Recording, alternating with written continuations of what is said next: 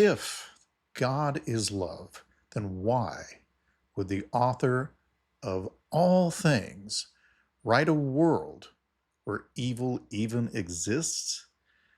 Well, come find out with us. Watch the show.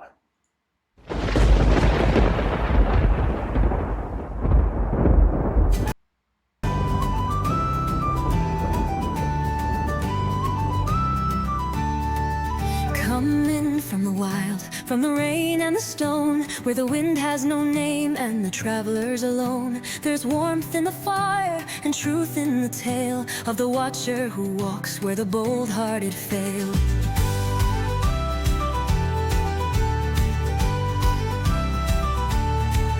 He carries no sword, yet the darkness gives way to the lantern he lifts at the end of the day. He stands on the watchtower, still and unswayed, where the lost find a path through the fog and the fray. Pilgrims Grey, oh steward of lands, you carry the light in your weather-worn hands. A tale at the hearth, a guide through the night. You open the gate between the wrong and the right. Yeah, buddy, the wrong and the right. So the fire crackles in the Pilgrims Grey Inn tonight. Shadows dancing across timber and stone. You can almost hear the murmurs of travelers asking the same question that haunted every age. If God is really good, or truly good, and love, and so on, why is the world so broken? So pull up a chair, friends and fellow pilgrims. Tonight, we will trace the threads of love, freedom, and divine sovereignty and see how the tapestry of a world filled with suffering might in truth be woven by perfect hands. This is Pilgrims Grey Chronicles, Robert Clark, your host, where faith meets reason, myth meets meaning, and the road, the long road, always goes ever on. That is what we deal with here in this world. Many of us don't belong here. C.S. Lewis wrote about that we have bodies that don't seem to find any lasting pleasure in this world, right? We, in C.S. Lewis's world, in his observations, he thought that pointed to the fact that we were not really made completely for this physical world. It's why we can't truly find 100% happiness here. There's always something missing, like the song by the band Extreme. There's a hole in our hearts that can only be filled by Him. But we look via wealth and riches and anything we can do, fame, doesn't matter. And we think that'll be it, but it never really is. And instead, oftentimes we are fraught with things that are evil. That's what we face. So, in our previous discussions on the ontological and moral arguments for God's existence, the problem of evil keeps surfacing, and it's the number one argument that unbelievers use, and for good reason. It's a legitimate argument. And so this problem asks, if God is all-powerful and all good, a maximally great being, as we've stated in some of our other the ontological argument episode, why does evil exist in the world then? In addressing this challenge, we're not here to really argue which philosophical system is the correct one. Instead, what we're going to explore is how concepts like God's sovereignty, human free will, middle knowledge, or Molinism, and God's love can together shed light on why a loving, all-powerful God might allow evil for a time. The aim is to see a coherent picture, right? That God's ultimate purpose, a world of genuine love, may require permitting free choices, even wrong ones, for right now, while He remains in control of the story's ultimate outcome. And so understanding the problem of evil involves both moral evil, right? Evil resulting from human choices like sins, injustice, and cruelty, and natural evil, right? Suffering from natural events like disasters or disease, because people bring that up too. In fact, I just dealt with that as one of the comments, and I can't even remember. Have had to deal with so many comments. The moral argument blew up and out of control. I think it's my first video that's gone over 100,000 views, mostly because of Facebook, I think, is driving it, because I looked at my YouTube numbers, and YouTube isn't driving it as much as um, people coming from Facebook. So it doesn't necessarily show that it's being driven simply by YouTube subscribers, if that makes sense. But anyway, so understanding the problem, again, we have the moral evil and natural evil, and we're going to see that free will plays a central role in addressing moral evil, and that even natural evils can be understood in light of God's plan for a world that allows meaningful freedom and love, right?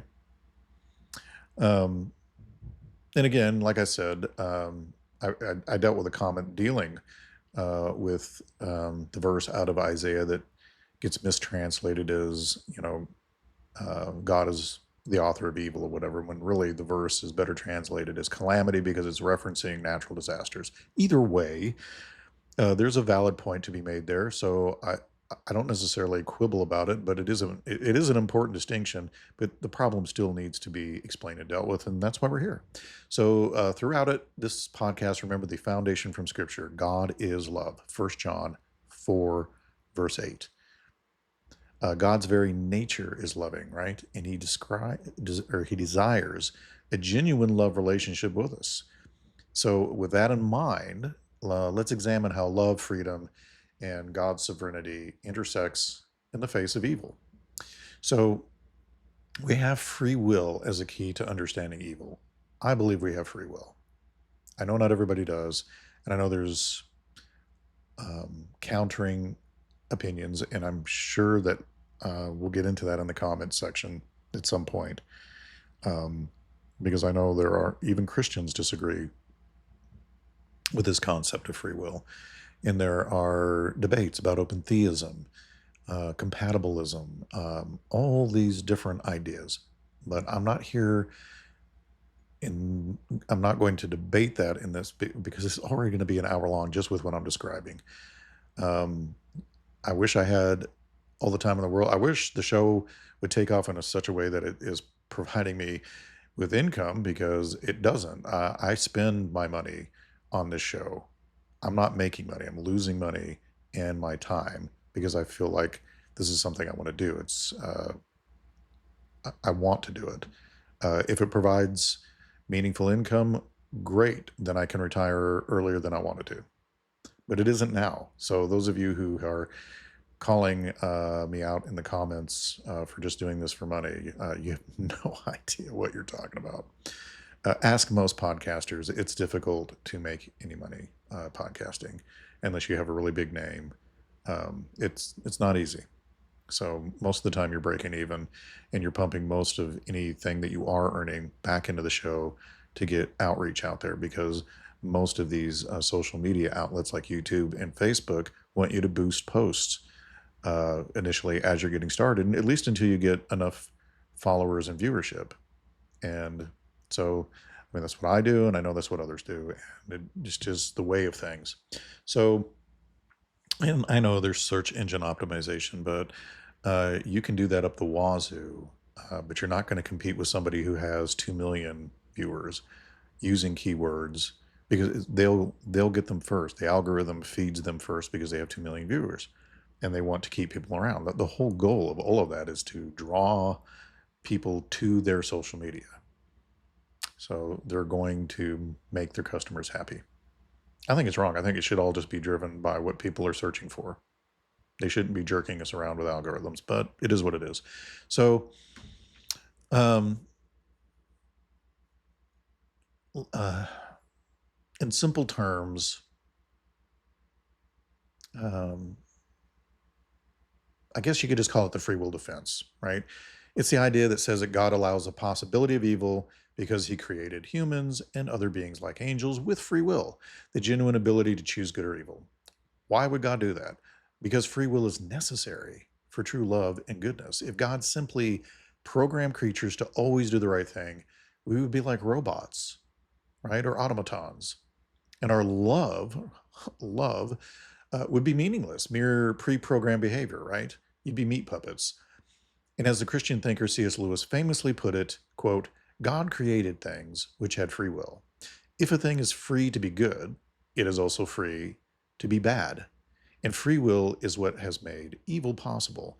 Why, then, did God give them free will? Because, and this is important, because free will, although it makes evil possible, is also the only thing that makes possible any love or goodness or joy worth having. So a world of automatons, of creatures that worked like machines, would hardly be worth creating, unquote. So in other words, the capacity to love God and each other freely is such a great good that it justifies God's decision to create creatures with free will, even though that freedom carries the risk of evil and suffering. Just know, though, that, and we'll get into this at the end of the show, that this is just the first phase. It has to be this way initially, but it won't be in the end. That will make more sense later, and I touched on that in another podcast, one just before this. So this means moral evil ultimately stems not from God's cruelty or indifference, like so many have said in the comments, but from creatures abusing their freedom. So when people lie, steal, harm, or hate, they are using the good gift of free will to make evil choices. And we all recognize this, which is why in the moral argument, we all know objective moral values and duties are true. And anybody who says otherwise is just giving lip service because they don't live that way.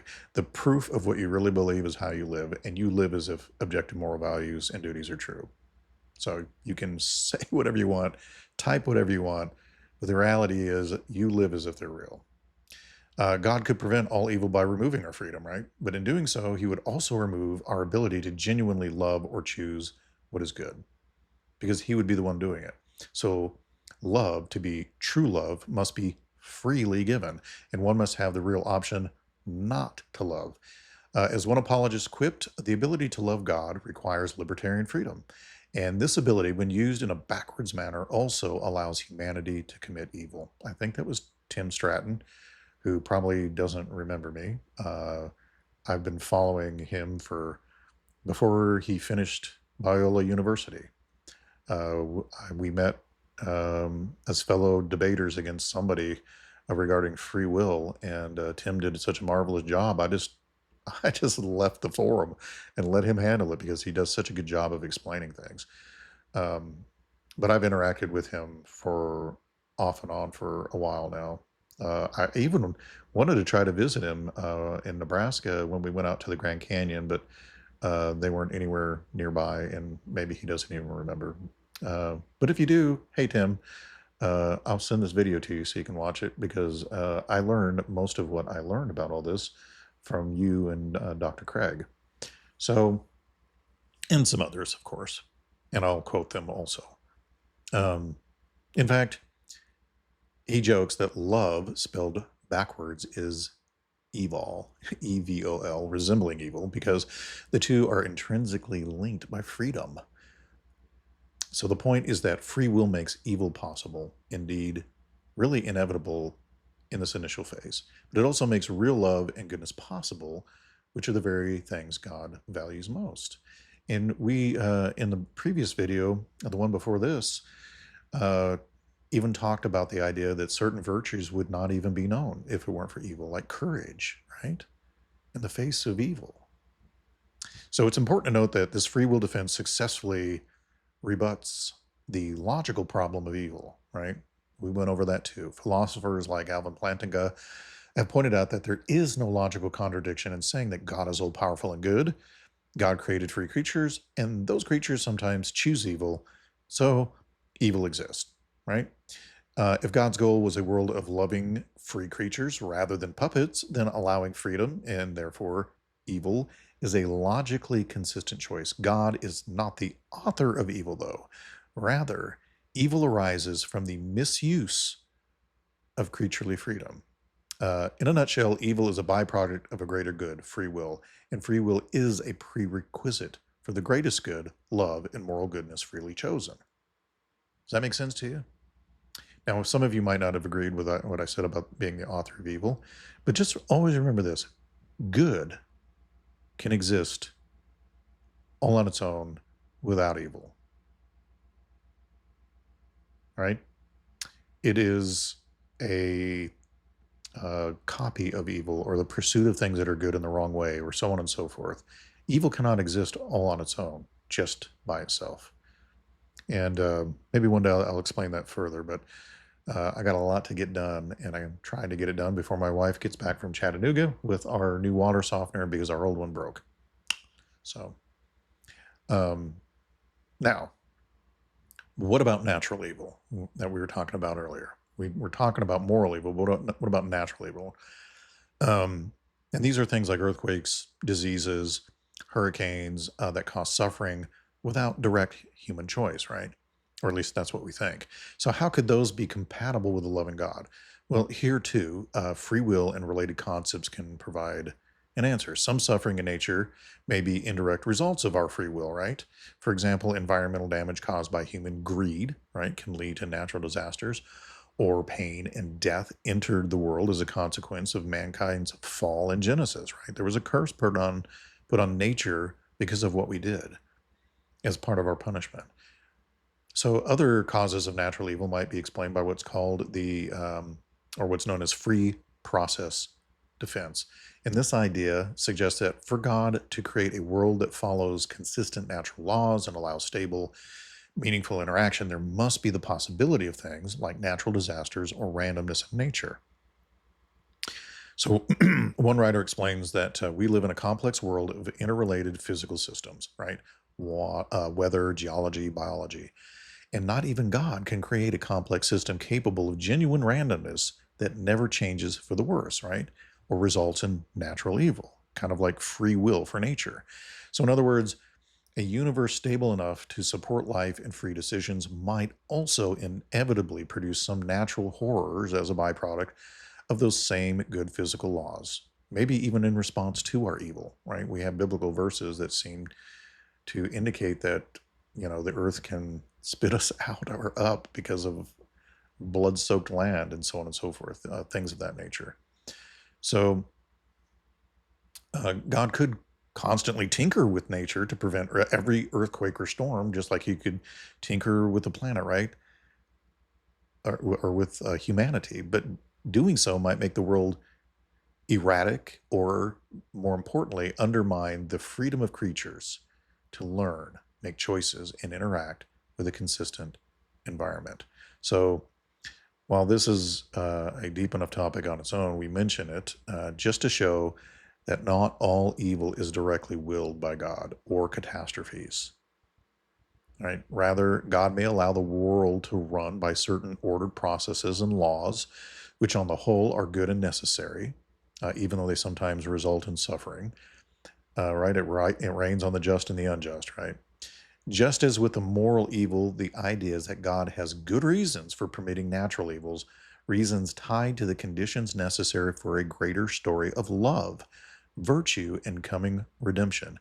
In fact, we're going to see that God's sovereignty and knowledge are so great that he can work through both human free choices and the randomness of nature, or seeming randomness of nature, to accomplish his ultimate loving purposes, right? And don't forget, we tamper with nature too. I talked about it in Friday's show. We had clear skies since the government shut down for 2 weeks, and then suddenly the skies were flooded with chemtrails every place. It literally created this ugly, synthetic, smearing, hideous cloud structure over all of southern Tennessee. It was amazing to behold, and quite hideous to behold, quite frankly. Out there now, out my music studio window, I see realistic white puffy cottony clouds. You can tell the difference when you observe. Anyway, let's talk about God's sovereignty and God's middle knowledge, or what's known as Molinism. Granting humans free will is crucial for love, but it raises a theological question. Is God still in control, right? If humans, or even random natural processes, can do evil that God doesn't like, does that diminish God's power or plan? So in Christian theology, God's sovereignty means God is ultimately in charge of the universe, right? He's omnipotent and his will cannot be ultimately thwarted. He's a maximally greatest being, right? So how can the sovereignty be reconciled with genuine human freedom? Well, one insightful answer comes from a view called Molinism, which centers on God's middle knowledge. Molinism, named after the 16th century theologian Louis de Molina, proposes that God knows not only everything that will happen, but also everything that could happen in any circumstances, or could have happened, including the free choices of creatures. So before God created the world, he knew every possible scenario, right? Well, of course, he's all-knowing. So in a timeless state, there's no knowledge for him to gain because he knows everything until he makes the decision as a personal being to begin time, space, and matter. All right? So this middle knowledge, right? Every possible decision any free creature might make, so called because it's conceptually between God's natural knowledge of all possibilities, okay, and his foreknowledge of the actual world that he puts into motion. It's in between the two. So this allows God to plan a world in which his purposes are achieved through the free decisions of creatures without violating their freedom. Does that make sense? If not, I'm going to go over it more because I wanted to do this in terms, I didn't want to be, because I've had some people complain about our other two videos that it was too overtly philosophical or whatever and hard to follow. So I'm trying to make it simpler to where, I mean, I thought I was being simpler in the other two videos, so I'm going to be even simpler if I can be here and try to explain it in ways that anybody can understand. So in practical terms, Molinism says that God sovereignly chose to actualize this particular world out of all the possible worlds he could have made, knowing exactly how each person would freely, that's key, freely act in any given situation. So therefore, nothing in our world takes God by surprise. Even though we have free will, we can never upset God's providential plan because God factored our free choices into his decree from the start. So this beautifully preserves human responsibility, right? I choose to sin or I choose to obey, and that choice is genuinely mine, while also preserving God's complete sovereignty. God's overarching plan of salvation and goodness will prevail, and he skillfully works all things toward the good end he intends.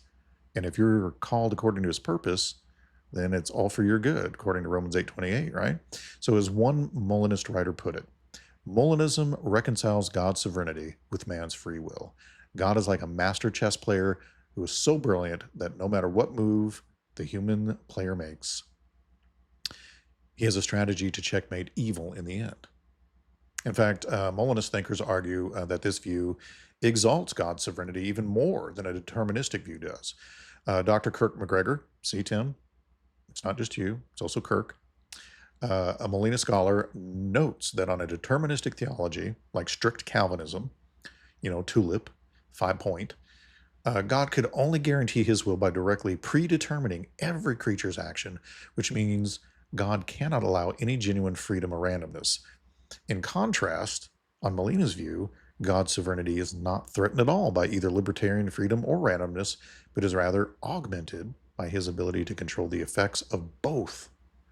So in other words, a God who can accomplish his will through genuine free choices and even chaotic natural events is even more sovereign and powerful than a God who has to micromanage every molecule, right?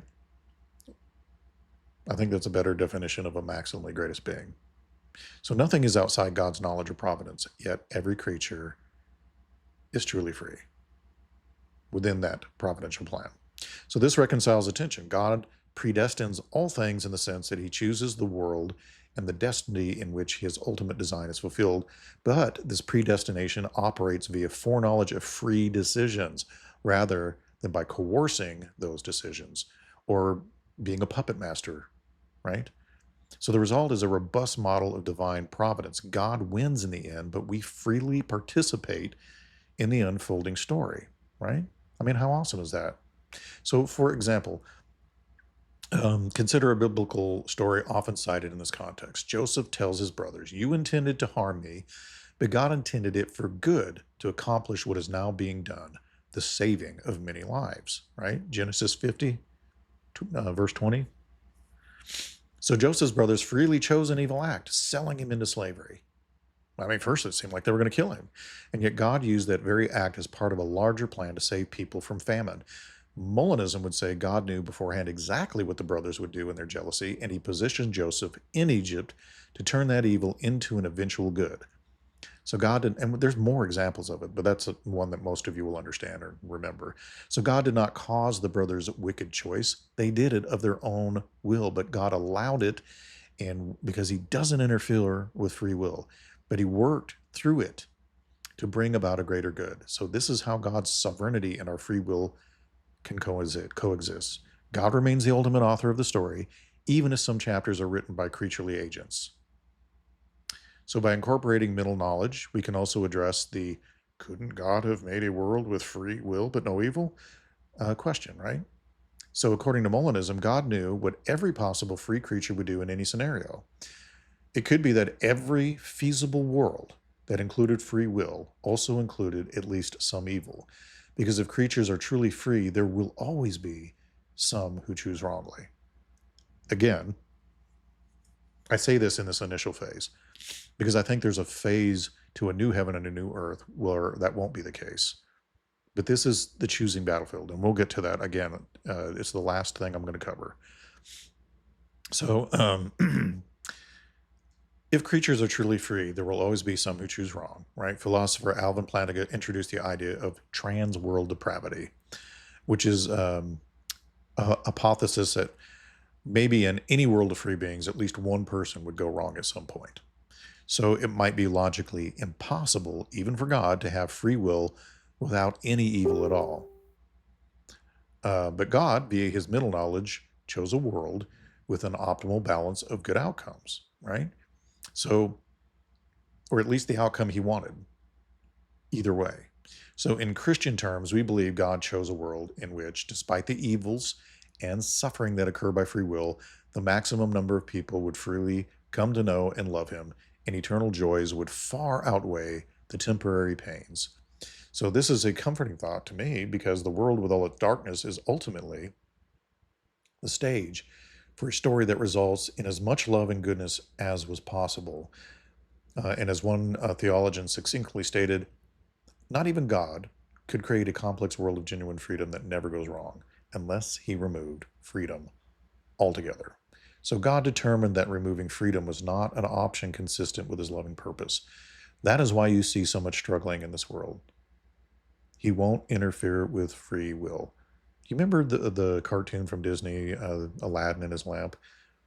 In crude terms, I suppose, you remember one of the laws that a genie can't do is to interfere with somebody's free will and force somebody to love you. Remember that? So, God's love is at the heart of it all. And we've talked about freedom and sovereignty, but underlying these concepts is something even more fundamental, right? God's love. He is love. So the Bible doesn't just say God has love, it says God is love, right? So his very nature is loving, and his motive for creating the world was to share love. So he desires creatures who can receive his love and freely love him in return. Freely. So this casts new light on why free will is so valued. So forced love is a contradiction in terms. Love must be freely given from the heart. And I'm going to quote Dr. Tim Stratton again. He observes that God desires to be loved by everyone whom he loves, which is all people, right? All people. For God so loved the whole world and desires that nobody perish. Nobody. Not just the elect. He wanted everybody to be saved. But for that to happen, those people must have the freedom to not love him in return.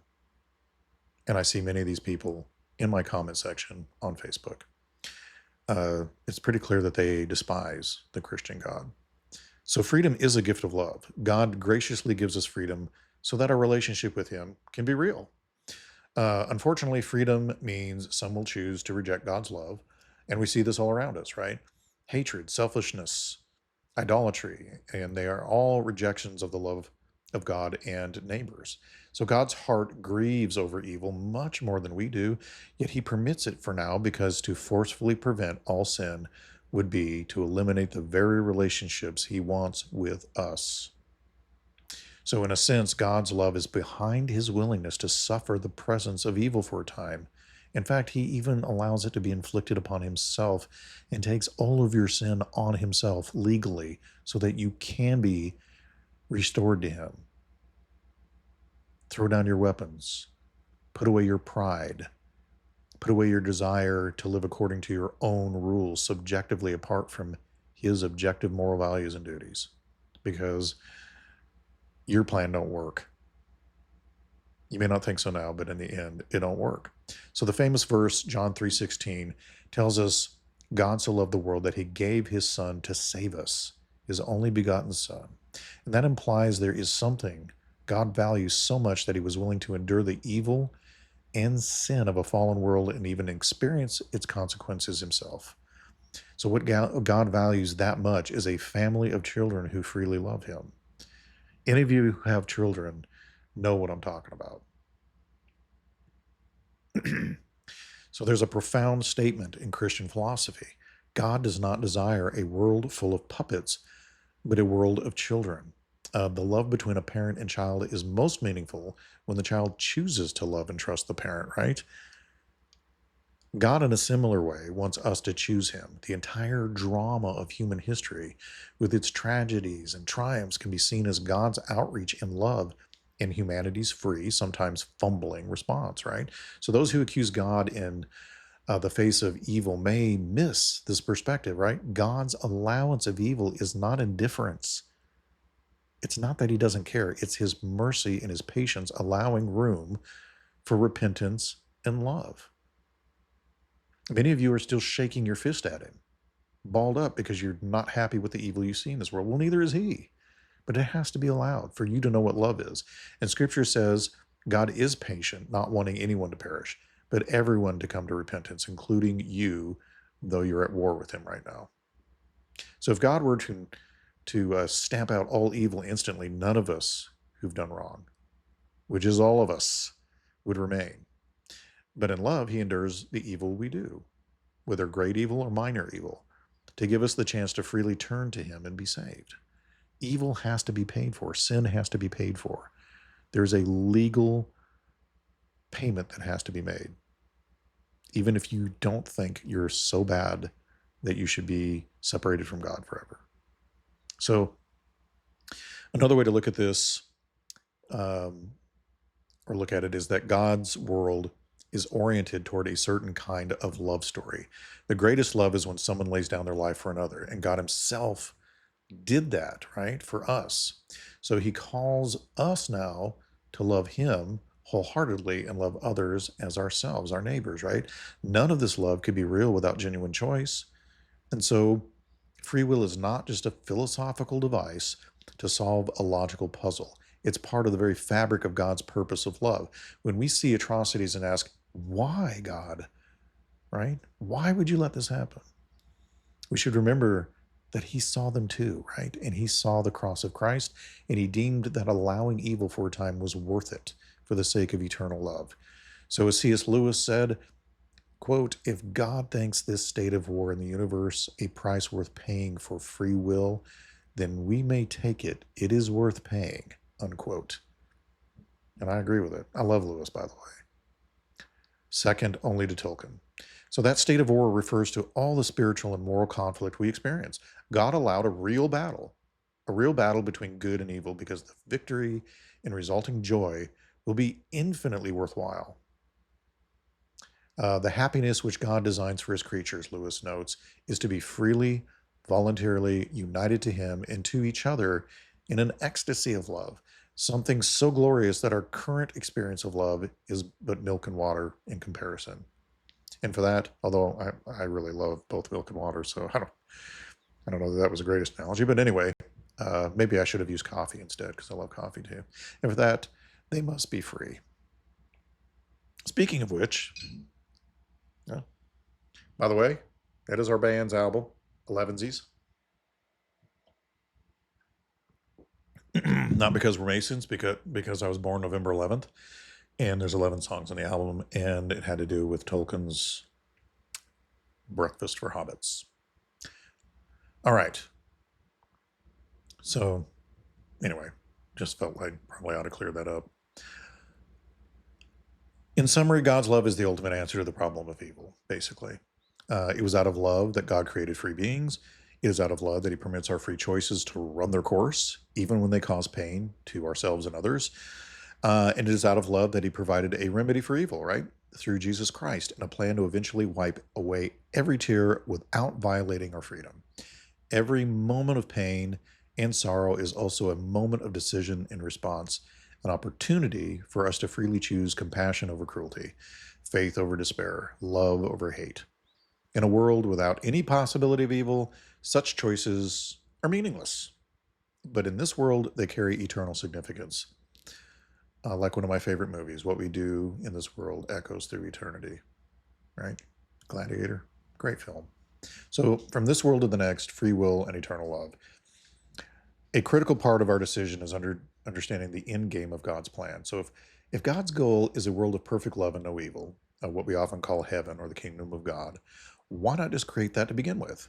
Why go through this messy world of suffering first, right? Well, we touched on this when mentioning middle knowledge, and it's worth expanding on the idea. Christian philosopher William Lane Craig suggests that perhaps heaven, a world where everyone freely loves God and no one sins, could not be actualized without a prelude or a run-up world like ours with genuine moral decisions. In a debate, Craig argued that I watched this week, Craig argued that it may be the only way God could actualize a heaven of free creatures all worshiping him and not falling into sin would be by having, so to speak, this run up to it, a life during which there is a veil of decision making, which some people choose for God and some people against God. But once firmly in place, it's forever, right? That stamp, that seal is there forever. You either opted in this world to receive the Lord and love and by your free decision, or you don't want to be in his presence, so that's what he allows, is for you not to be in his presence. But just know that's going to be a living hell, because you've just separated yourself from the God of love. So you'll be in a place that is devoid of love, and instead filled with people who are more concerned about their subjective rights and whatever you want to call it than they are about God at all. So have fun there. I want nothing to do with it. So I'm just thankful for God's grace. So in other words, a perfect eternal world populated by truly free, loving creatures might only be possible if those creatures first freely chose God in a context like our present world, right? So God could not simply create free beings who were guaranteed never to sin. That would violate the very freedom that defines them. But if those beings, sorry about that, folks, I usually have that up here so it doesn't vibrate my microphone. If those, God could not simply create free beings who were guaranteed never to sin. That would violate the very freedom that defines them. But if those beings chose in this life to love God and reject evil, then God can bring them into a heaven where they will no longer sin. There will be free will, but it will be within a range of good things, not sin. So as Craig summarized, it may not be feasible for God to actualize heaven in isolation from such an antecedent world first. So just think of this life as the choosing ground, right? God sets before each person life and death, good and evil, and asks us freely to choose him. Though, in fact, he seeks us first and says, hey, I love you. Yo, over here, I love you. And we either go, hey, I love you right back and hug him, or we give him the finger and walk away and say, I want to live my life under my own terms. Okay, I'll let you, but just know I love you and I'm going to give you every chance to come back to me. So anyway, those who do are not then forced to abandon sin. Rather, God transforms them so that in the next phase of life, right, the resurrection and eternal life, they won't want to sin anymore, right? Process of sanctification. This answers a potential paradox, right? If in heaven we won't sin, do we still have free will? Are we just going to be robots then? Well, the answer is no. We will have free will in heaven, but we will have been so freely united with God's loving nature that we cannot sin, just as God cannot sin, yet remains perfectly free. A theologian from Come Reason Ministries explains it like this. In eternity, the redeemed will be able to not sin and unable to sin.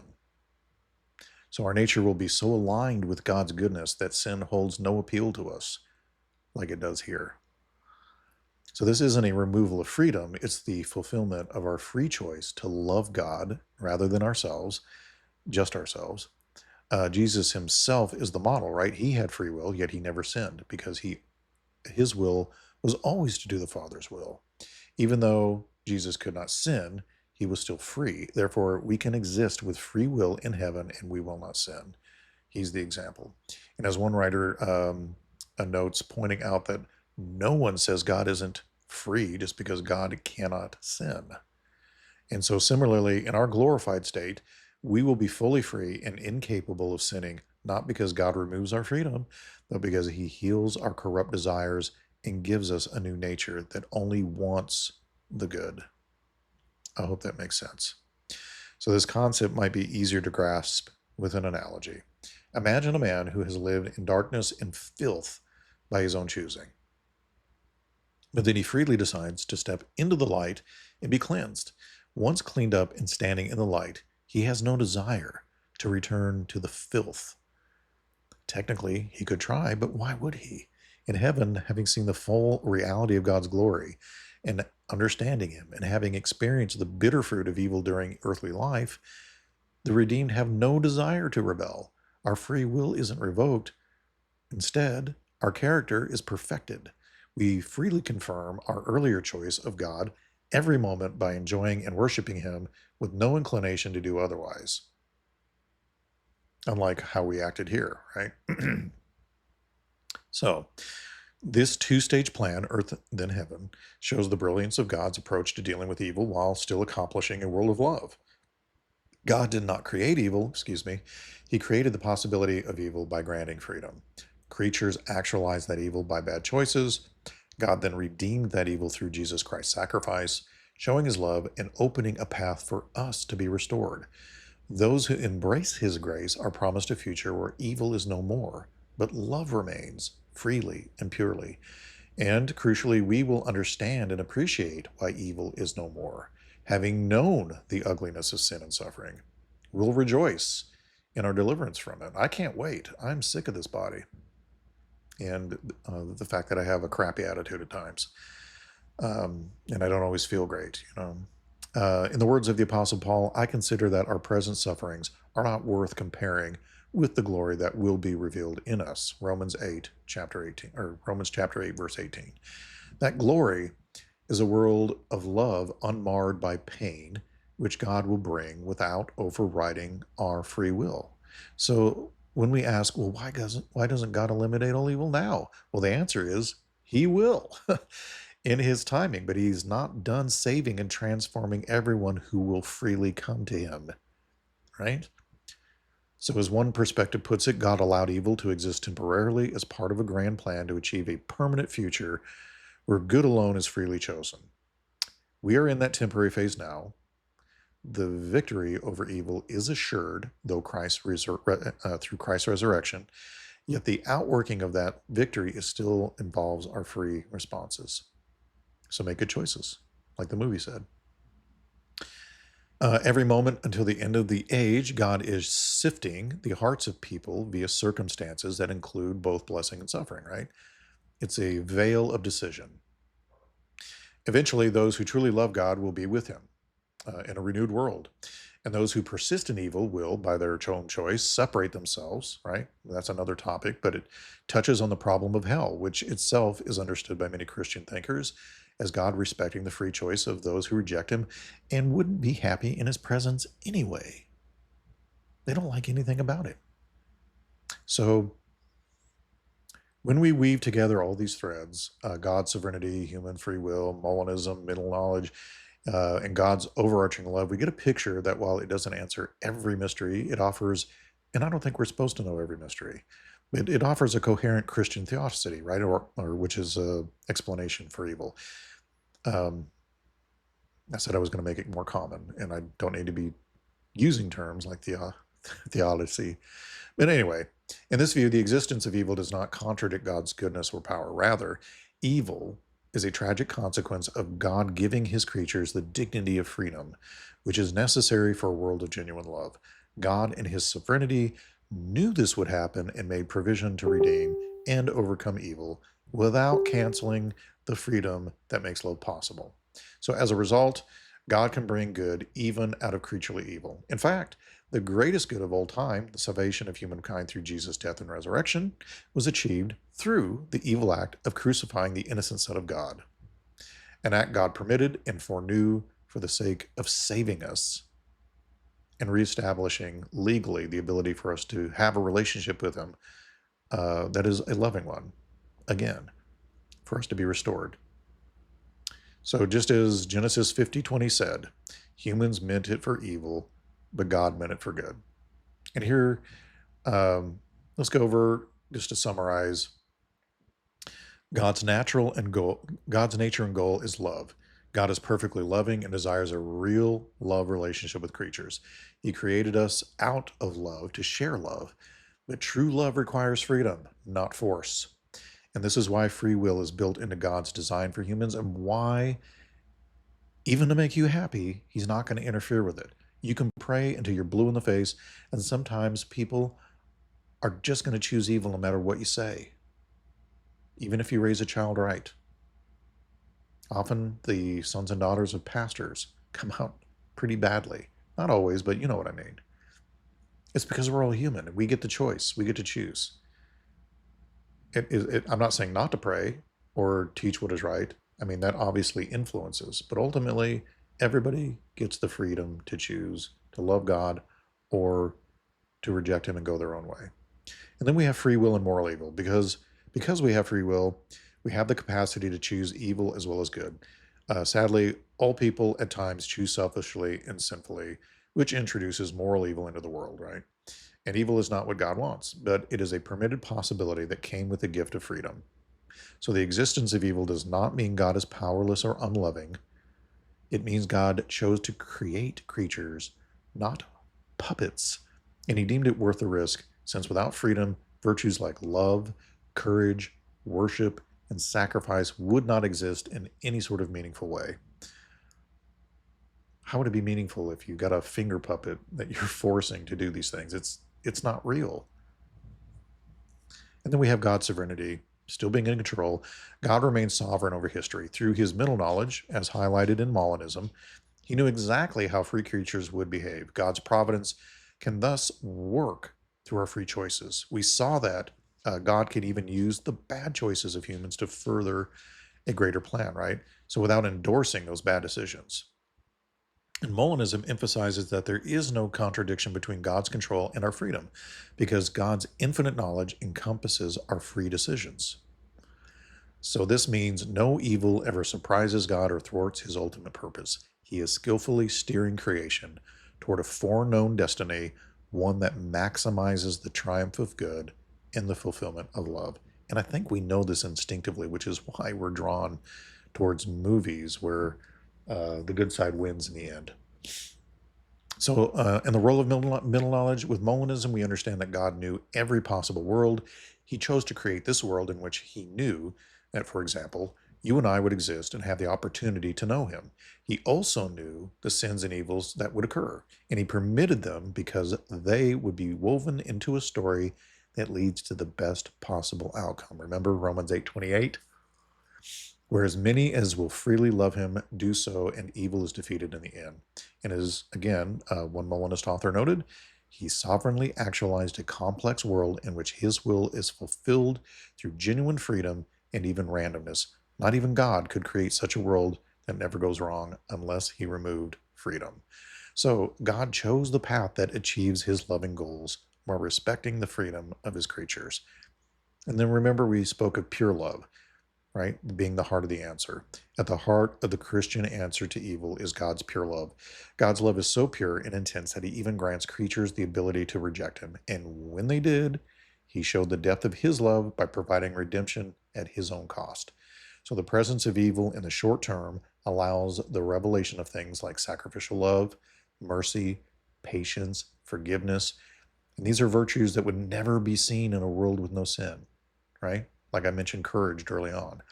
As strange as it may sound, certain great goods can only exist in a world where evil is possible. That's why we have these two phases. Remember, I just said? So, for example, forgiveness can only be exercised where wrong has been done. Courage only exists where there is danger or fear to overcome. Self sacrifice only makes sense in a world where pain and loss are realities. And God knew that a world with the possibility of evil could also be a world with incredible heroism, virtue, redemption, and that these goods contribute to the ultimate good of freely knowing and loving God, refined through trials. And it doesn't mean evil is necessary in an absolute sense, but given God's aims, it was permitted for a time as part of the journey toward a very specific destination, right? Which will ultimately be your choice. And then we have evil's defeat in the future world.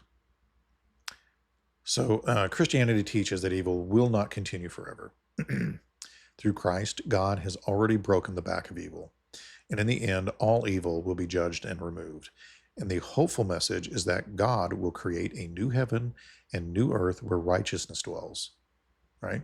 2 Peter 3:13.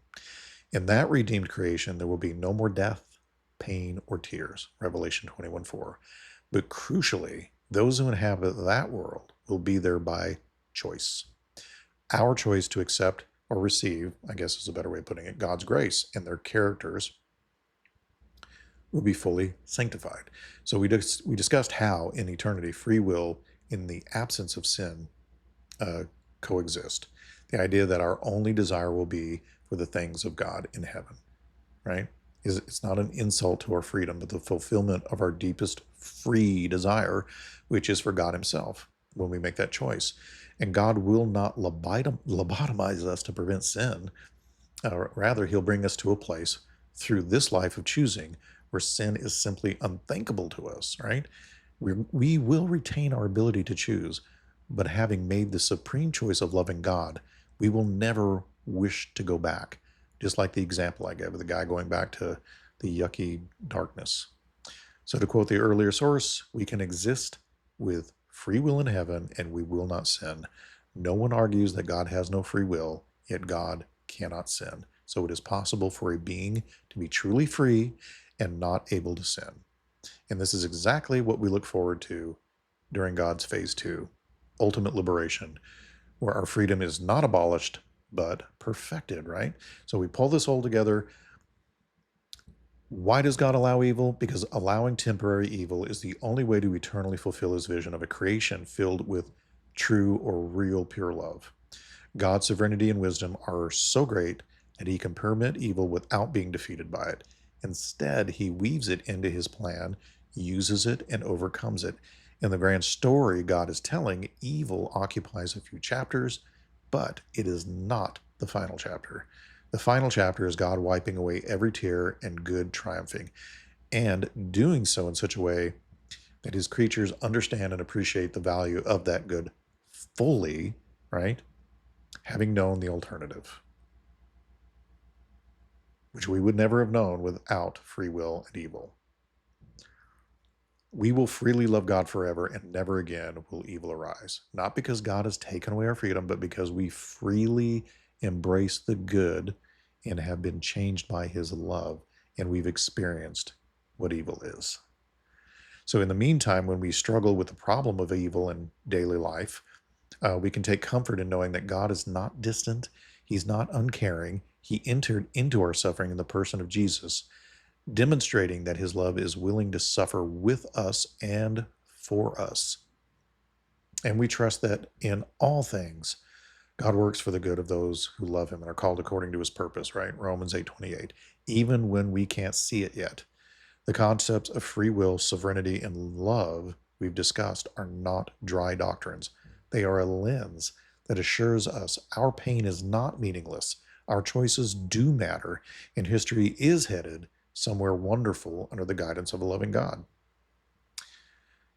So rather than disproving God, the reality of evil, when seen through this framework, drives us to a God who is wise enough to bring good from evil, powerful enough to defeat evil in the end, and loving enough to humble himself and let his creatures freely come to him. It's ultimately all about true, pure love, the love at the heart of God's nature, which he wants to share with us at the highest level. And that, unfortunately, for now, well, I say unfortunately, I don't know, it's a tough call. But at any rate, that love, once freely chosen, will never end. And that's a good thing. So anyway, if tonight's journey stirred something in you, that sense that there is purpose in the pain, that love itself might be the reason the story allows darkness, then do not stop here, folks. Follow the road with us, right?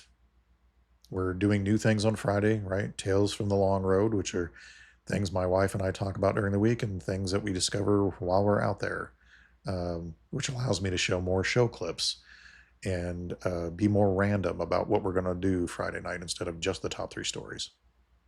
So if you're into that and learning about the world and the seed war and about God and evil and what lurks out there, we cover the gambit of all of it. Anything to do with the seed war and God and what's going on in the world, we try to cover it. So subscribe and share and bring another traveler to the fire. Bring them to the Pilgrims Grey Inn. I'll start making shirts that say something like, I've been to the Pilgrims Grey Inn, have you? And if you're willing to buy one of those, let me know. We'll put it out there and you can wear it on a hat or a shirt. And then people will wonder, what in the world is a Pilgrims Grey Inn? What are you even talking about? And then you can point them, oh, it's a great podcast. Go listen to it. You'll find out a lot of strange things and some great things. So anyway, every click, every follow, every word of support tells the algorithms out there in the world that truth still matters, right?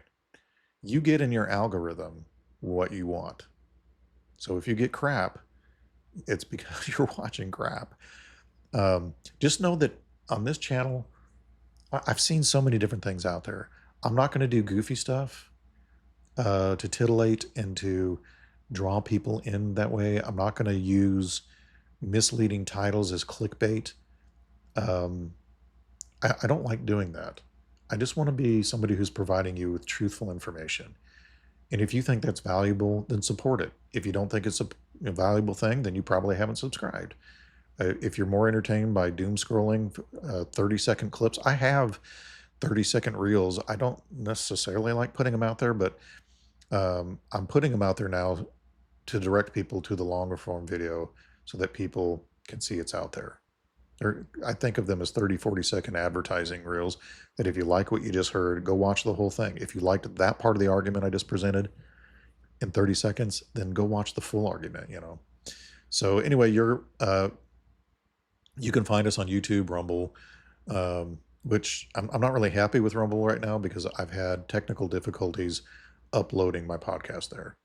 It's, for whatever reason, I don't have problems uploading to anybody else. But when I upload to Rumble, sometimes it freezes halfway through and never does it. And I get so irritated, I just don't even bother because I don't have time to keep re-uploading and waiting for like an hour and a half long podcast to upload to Rumble, So I haven't been spending a lot of time trying to promote the Rumble thing. But if you like Rumble, we do have our videos there. Just know the great suffering goes into me trying to get it uploaded there. And of course, you can just type in Pilgrims Grey Chronicles.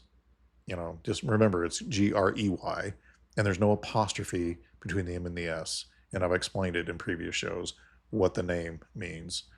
But we're out there. You type it in the search engine, and you're going to get one of our things. I think we're on every streaming platform, every major streaming platform anyway, from Apple Podcast, Spotify, YouTube, Rumble, and of course we have our Facebook page now and Instagram. It's hard for me to be really active on all of them, and I find myself primarily being active on YouTube and Facebook, and answering people's emails.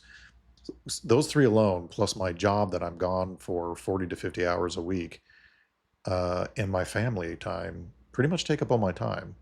So it's a challenge getting all of it done. And I've considered going down to one podcast a week, but I don't want to do that.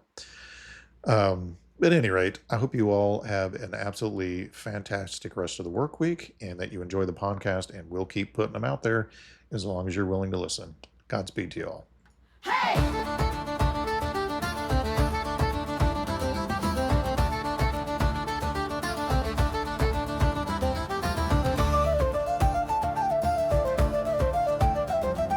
Gather round, ye travelers, lend me your ear. A tale of heroes who knew no fear. Through shadowed woods and mountains steep, their legacy lives where the wild winds sweep. Raise your tankards high and sing for the grey pilgrims and what they bring to every corner. Their stories stay. Hail the Chronicles of Pilgrims Grey.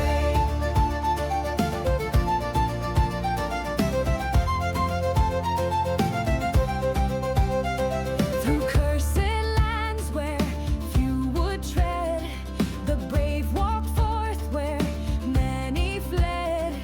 Lanterns lit the endless night, their spirits burned a guiding light.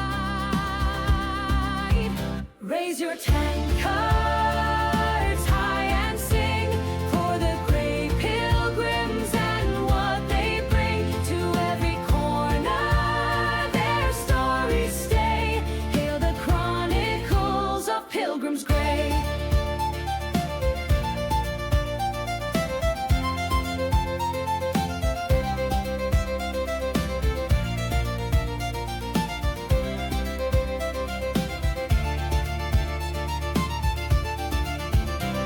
The laughter fades, yet echoes strong in every heart. Their timeless song, mirrors carried on the ale-soaked breeze. Songs as endless as the trees. Raise your tankards